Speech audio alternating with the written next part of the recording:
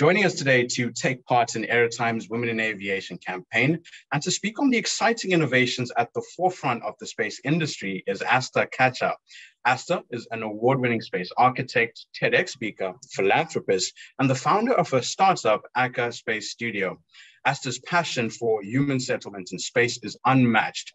Despite facing challenges to obtain her citizenship to the United States, which stood between her and her career, she launched her startup in Canada, which is pioneering artificial intelligence habitats that can be deployable on the Moon and Mars. Her work has attracted global attention from the industry with prestigious awards like the Global Icon Award, and she's looking forward to collaborating with the Canadian Space Agency, SpaceX, and support NASA's mission. She is undoubtedly a trailblazer and role model for young people aspiring to have a career in the space industry. On top of all this, she brings her space experience back down to earth with charitable projects in Uganda. Aastha, thank you for joining us here at AeroTime. Thank you so much for inviting. I'm glad to be here. It's a real pleasure to have you here to speak on some of the work that you do with your startup and in the space industry in general, and looking just at the wider industry. It's such an exciting time for space, with so much more attention being paid to the industry and really the innovations that are happening there. And your work, some of your work is right at the forefront of that, innovating for the future.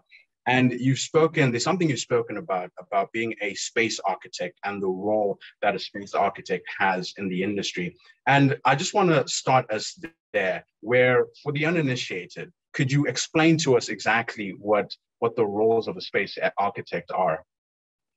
Yes, definitely. That is a very exciting question because space architecture is an emerging discipline. It is a very new discipline that is coming now. And we need this discipline in most of the space missions. So space architecture is basically the subject of designing and the practice of building inhabited environments, considering various factors such as psychology, sociology, physiology, combined along with engineering and design. And there are, for example, you might have seen this International Space Station that is also a part of a space architecture. So space architects basically plan, evaluate, design everything that has to go within a spacecraft, like the design, for example, the habitable volume space, also in the spacecraft and also for the future lunar and Martian habitats. So that is what a space architecture is about. And space architects, when they design for any space architectural projects, then they have to consider everything in volume. And space habitats mostly have a lot of similarities to that of the habitats on the Earth, because just like the terrestrial habitats, we also have washrooms, kitchen, and then we also integrate life system supports and various kind of labs, geolab, biolab, chemical lab. So there's a lot of involvement of also system engineering. There is an engineering and design combined together. And it is very important for space architects to have some background knowledge on not just designing, but also various subjects such as planetary science, earth sciences, then some geography of another planets, then also more information about space engineering, aeronautics, astronautics, some basics of those parts. So it is a very interesting discipline that is coming up, I believe. It's just rightfully, as you said, it's an interesting discipline and you've spoken about so many aspects, combining them together. And I want to bring us to your startup, which you've created the startup at a relatively young age, and you've attracted so much attention, as I mentioned before. And really, how did you come to work with such prominent organizations? Yes, that is I think the vision is very much important. So when I was just 13 years old, I went to this NASA Space Academy, and that is what, since then I was very much influenced into space. And I've been at the age of 13 only, I decided that I want to become a space architect because I designed something on a lunar base and I got an award for that. And that is when I got into my mind that, okay, I want to become an architect to design and to build, but to differentiate myself from other architects, I should become a space architect. At that time, there was nothing like that. But just recently, in the year of 2018, when I was about to graduate from my bachelor's education, I started to explore more of space architectural subject. And then I came across a university, but I didn't have enough funds to go for that course. So I self-taught a lot of my subjects from MIT online courses. And I presented 3 of my projects The first project was at International Conference on Environmental Space Systems, and it was reviewed by an astronaut Daniel Burbank, who has been to 2 space shuttle missions. And he gave me a lot of motivation and encouragement to pursue this further and further. And then I volunteered Mars Society of Canada for a year and a half. I'm still volunteering over there. And I was an architectural concept developer. We presented another project. So it kept on going. And then I was not getting a job in space architecture because I was not a US citizen. I was not based in US. And it is very hard for people from outside other nationalities to get into this sector and to move in this direction. So I founded my own startup called AAKA Space Studio. And right now, I will be very honest here. So the space architectural community is not that big. There are very limited space architects because now the people are coming to know about this subject.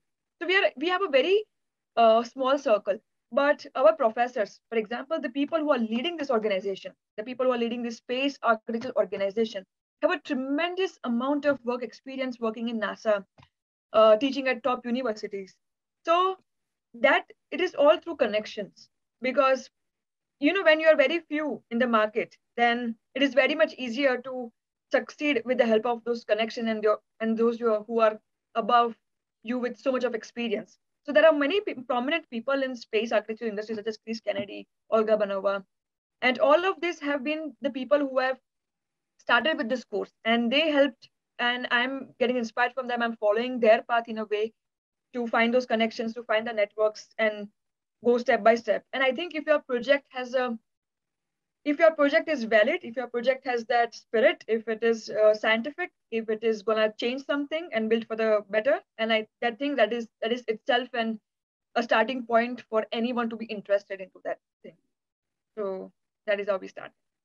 I want to come to something you talked about, having those connections, having those people around you. And I specifically want to talk about some of the role models and influence who had an influence on you. Could you name some people who had that influence on you to pursue your dreams and to keep going even when the road got bumpy? Yes. Fortunately or unfortunately, those are not people, those are my intuitions that acted like my role model. But if I talk about people, I was highly inspired by Valentina Tereshkova. She is the first woman to go to the space at the age of 25. She didn't have any PhD degree. She was just a skydiver. And she had the highest amount of record for jumping, skydiving. And that is how she got selected. And the reason that I'm so, few years back, I watched one of her videos, The Journey. And I got so inspired because she was the youngest woman to fly to the space, the first woman to fly to the space.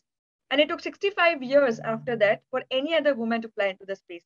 But not just that, when she was in the space, she realized that within 3 days, she orbited around the Earth for 48 times. And the challenge was that she figured out that her spacecraft, her module was not designed to come back to the Earth mistakenly. It was going far and far away from the Earth, but she stood calm. She talked back, she communicated, and she somehow got back to the Earth's orbit. So I think women like her, Elon Musk right now, like he also doesn't have any PhD degree. Like he's not that super educated, but he self-taught so many subjects. He became engineer by himself when he was not able to find that level of capable engineers in his team. I think that people who feel that it is possible, and if they have the courage to pursue that, finding the pathway from impossible to possible, are the people who inspire me tremendously. But the guidance, the something that has guided me is my intuition, because many of our life journey and our things, they come from inside of you. Exterior is just a reference. Internal is the motivation and direction.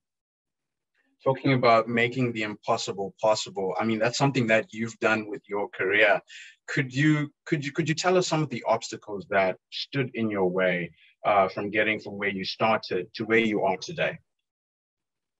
Yes, obstacles are when you have a difficult path, you always have to be prepared for the bumpy road. Let me tell you that. And then on that bumpy road, there'll be puncture on the tire. The fuel will be over. You won't find a petrol pump, but you still have to keep on going. I had faced a lot of challenges, especially because I was coming from India, so I was not that financially well-to-do at the first place, so I couldn't go on pursuing that education. So I was self-teaching myself. That was my biggest challenge because they were all science subjects, those calculations. And I come from totally design background. So it was very difficult for me to grasp certain terms and subjects.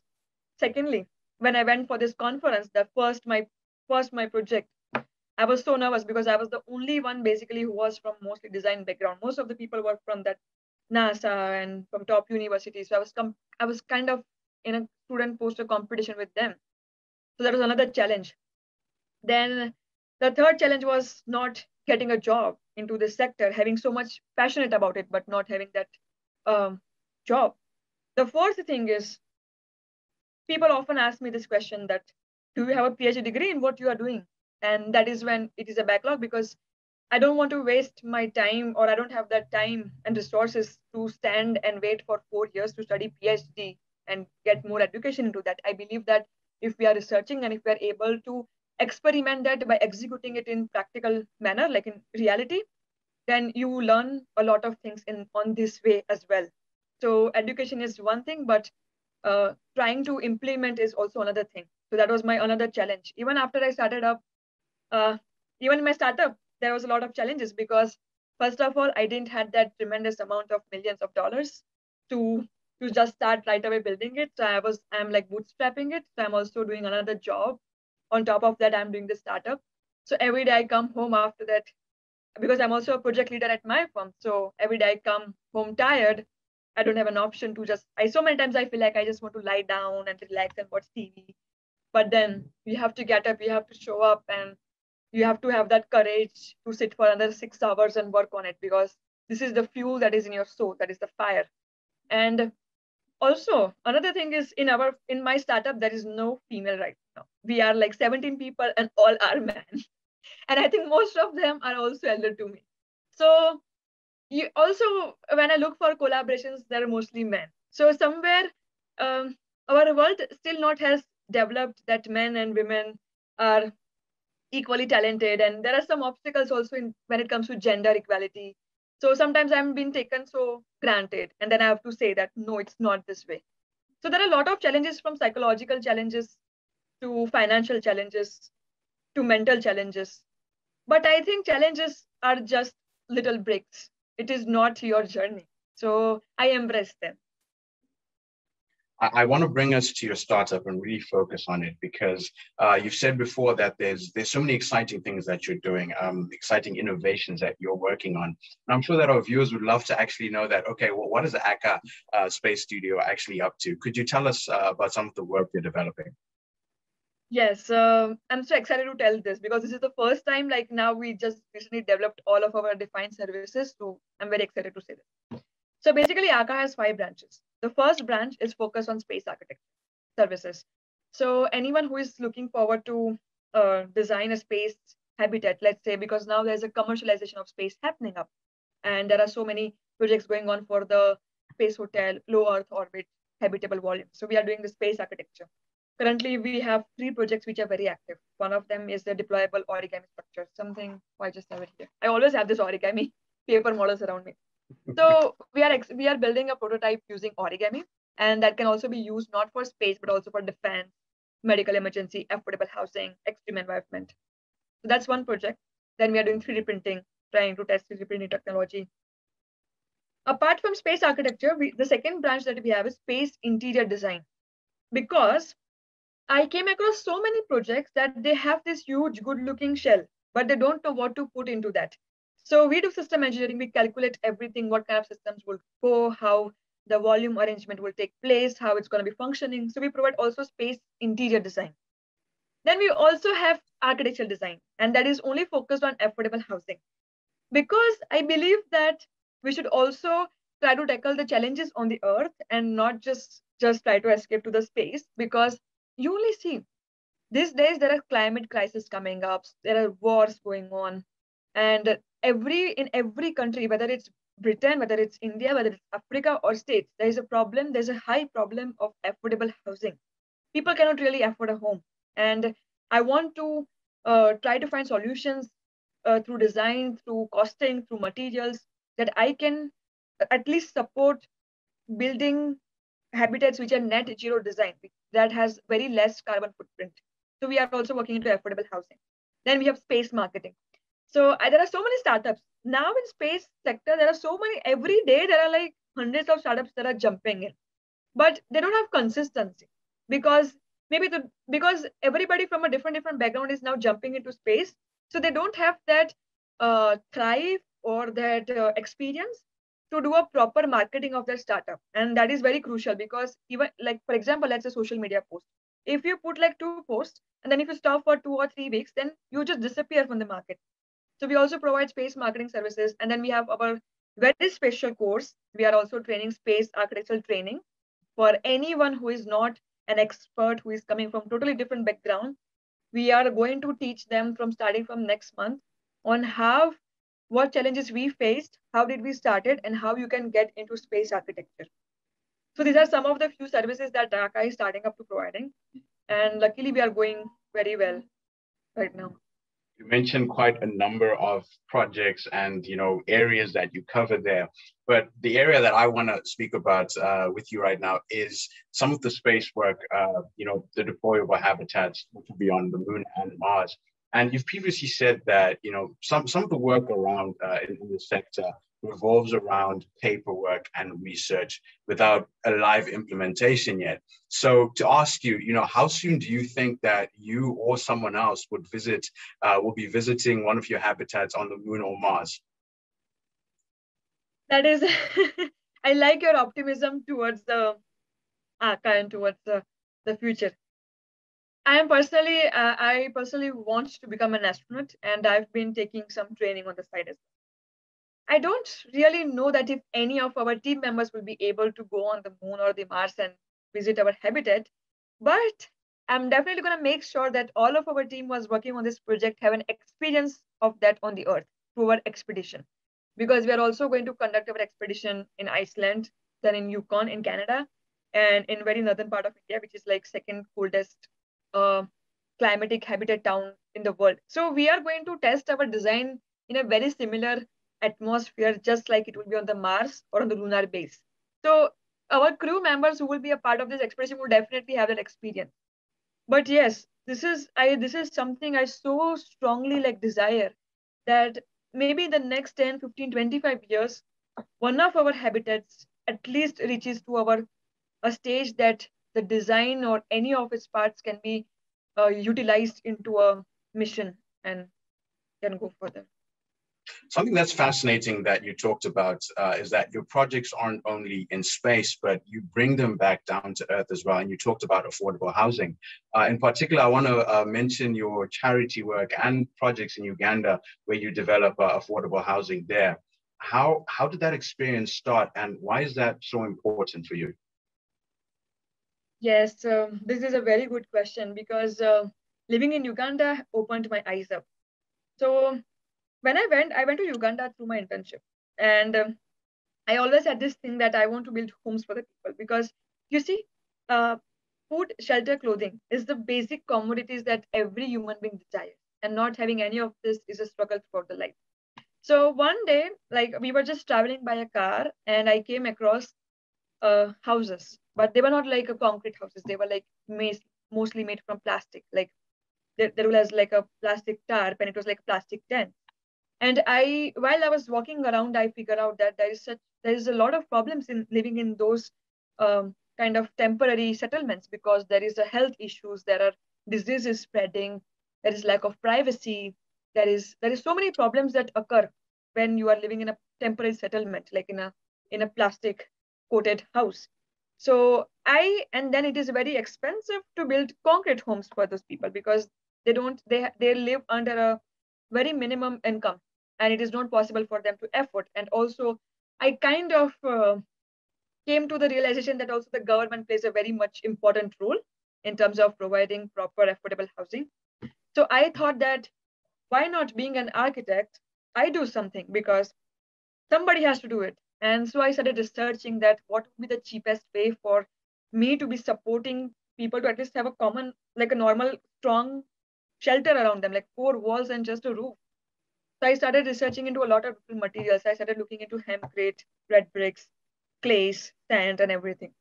And then what I used to do is I used to train local people on how they can manufacture their own bricks in a week, and they can look forward to the constructing their own homes using the local available resource without spending enough much money. It is very much important because I think that first, before going to the space, we were born on the Earth, and uh, Earth is something that it has given us so much. Like it has anyone who has not been space spend their whole life on the Earth. Why would not anyone want to improvise something that they are seeing that it is bad? Like seeing something bad in front of your eyes. Why will not anyone want to do something for that? Like it is something in your heart that you just feel like, no, you want to bring a change.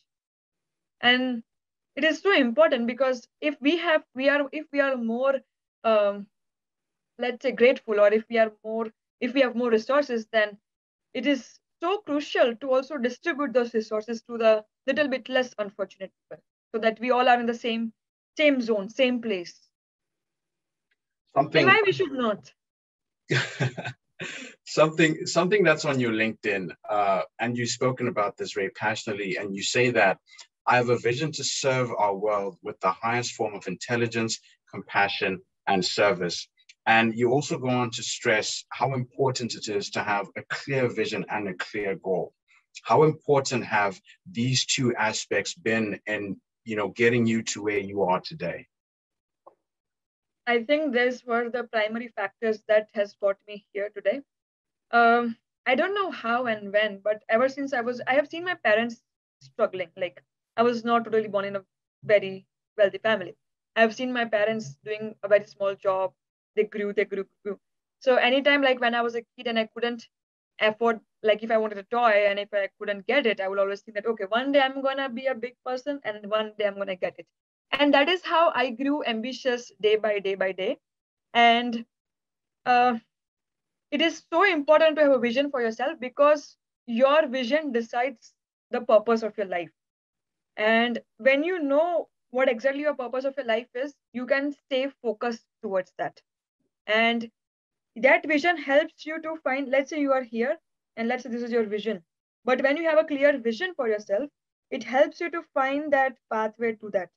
And knowing exactly what is your vision and visualizing it every single day. Every morning I get up after my the moment I get up after my gym and my yoga, I sit for 5 minutes and I hear a music and I see myself, okay, I'm where I'm gonna be in the next 5, 10 years.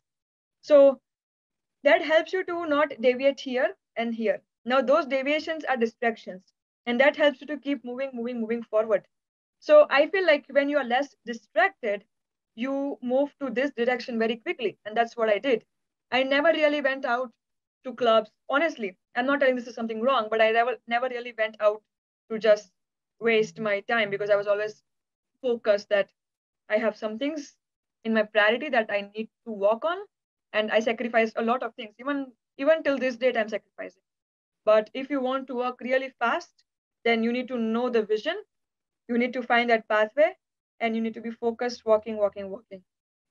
So you've said you need to know your vision, you need to focus on that pathway, and you need to walk, you need to walk that path. You need to really get down into the action. And I now just want to ask you that, what is your personal vision for the next 10 years of your life? Yes. Usually, I do think about and I do vision about the next 10 years. But yes, before I jump onto that, it is also important to make most of your today because many people they live in the stress for the next 10 years. We should also make most of our today. And you might not know tomorrow, you might end up leaving this earth. So live your life. Now, um, my vision personally is to make art. It is super clear. If I talk about, and also our vision are dependent upon different streams of our life, professionally, personally, and different sectors. We cannot just stick to one. So let's talk about my professional vision. My professional vision is it's so clear. I want to make AAKA #1 space agricultural firm in the world. Like it is that straight. There is no other way out. And I want to build affordable homes as much as possible. I recently just came to this conclusion that I was just looking at the news and it is so distressing what is happening in Middle East. And I came and for in our AAKA course, we just recently decided that we're gonna give this course free to all the women and young girls who are refugees in Canada or US, or they fall under below financial income. So it's going to be free for every woman and girl, because and I want to build affordable homes like as much as I can. So half of my personal profits will all go into building affordable homes, because when I'm gonna die, I'm not gonna carry anything with me. I'm gonna just die. I'm just gonna be leaving my soul and leaving my body. So why should I try for those material things which I'm gonna leave any place? But if I can give it away, then so my second professional vision is to build affordable homes and do what I can do for women and girls, because especially they fall under the minority category at this stage. And talking about my personal vision, then I want to have a family and beautiful children, and just like every other woman. That is really beautiful. Something that I think is so fascinating about AAKA is you're attracting so much young talent, so many people who are interested in the space industry, coming to join you, coming to join that vision that you just talked to us about. Now, from your experience, what do you think are some of the barriers that hold people back from entering the industry, that maybe they just don't know where to start? What do you think are some of those barriers? Yes, not having job opportunities. So when I started AAKA and when we were publishing that we have an opening, we had received so many resumes that just people like youngsters like me, just to gain some experience, they were ready to work for free. And that is one thing, like that is not enough, because there are so many companies, but they're startups, so they cannot really start affording high paying salaries. So youngsters have to go through this hard way, like they have to work for some 2 to 3 years at least for free. I myself did that, and we also have some volunteers at AAKA. I'll be very honest and clear here. So that is one of the challenge that nobody likes to tackle, but we have to. Another challenge is and another challenge is nobody really considers you when you don't have a typical PhD degree, and that is what clashes my mindset also, because I feel like with education, execution is also equally important, and there are other ways to learn. So youngsters, they spend a huge amount of their age between 20 to 28 doing masters, then PhD, then gaining free work experience.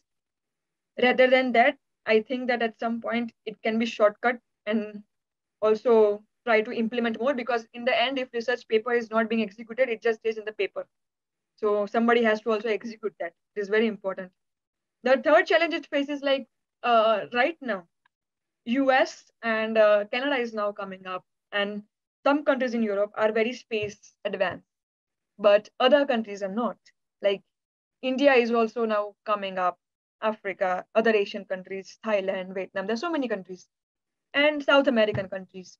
So everybody from these countries are also interested in space. There will be individuals who are interested in from these countries in space, but they don't have that opportunity. So there is because either they have to migrate a long way and spend huge amount of money studying some foreign country like States, Canada, or somewhere in Europe, or they don't have any chance only to getting into this, because their country is kind of not yet developed that much into space sector. So lack of opportunities is also another big challenge. But I think that I have noticed that these days, individuals, especially youngsters, they are very determined, because they have realized that space is booming and space is the way, and they have that energy inside to move forward. I just want to expand on that because you've covered so many aspects of your career, from your vision to your work to what you're hoping to attain in the future, and the exciting things that you're doing with AAKA. You've also talked about how in some areas there are limited opportunities for people to get into space, limited exposure to that. What advice, with all the experience that you've had, what advice do you have for people who are looking to get into the space sector, who are looking to start a career, but maybe they just don't know where to start? What would you say to them? Keep the courage to be different, because if you are coming into space, that means you are definitely not going to have an easy way out. Like, just do the work, and no, you will be different, and you will be criticized, and you will fail a lot many times. And that will also get you demotivated. But it takes courage to be different. It takes courage to continue after facing those challenges. So overall, to conclude, I would suggest that keep going all the way out. Don't quit in the middle. I will tell you this example. Let's say this is an hand, and let's say this is your destination. So space is like you are wandering around in dark for quite a time. Like you go here, here, here, but you just don't know that you are so close to your goal. And many people turn back from there. So no matter how long it takes, stick there. You will find a way out, because in the end, whatever you consume and whatever you think, it's gonna it is what you're going to attract. So a proper mindset, that courage, determination, and to never defeat failures is something important. Aastha, thank you so much for joining us here at AeroTime and sitting here listening to you, listening to your story, your dedication, and the work that you've put in. I'm sure that our viewers and anyone else from the industry who will watch this will leave inspired, will leave with a wider perspective of the industry and maybe a little spark of interest and admiration for the space sector and some of the innovative work that's going on there and you being at the forefront of it.